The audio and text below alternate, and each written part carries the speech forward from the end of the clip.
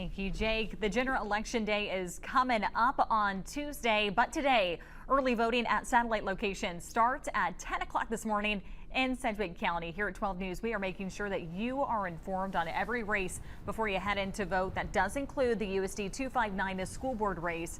Max Dutton joining us live outside of the election office this morning to preview that race for us. Max, good morning. Hey, Britton, good morning to you. There are 6 candidates vying for 3 spots on the school board. There are 2 in the at-large category, 2 in District 3, and 2 in District 4, making it a head-to-head matchup across the board. Here's what you need to know before you cast your ballot.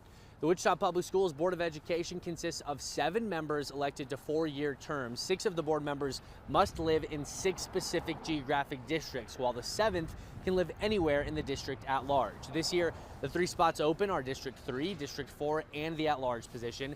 I asked each candidate the same question so you can compare their responses. Here's what the at-large candidates had to say about teacher shortages.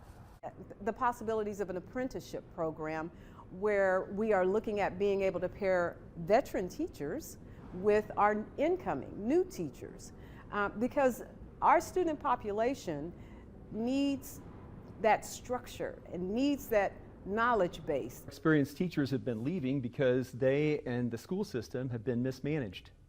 Teachers must be strongly supported. Excellent teachers must be respected and rewarded.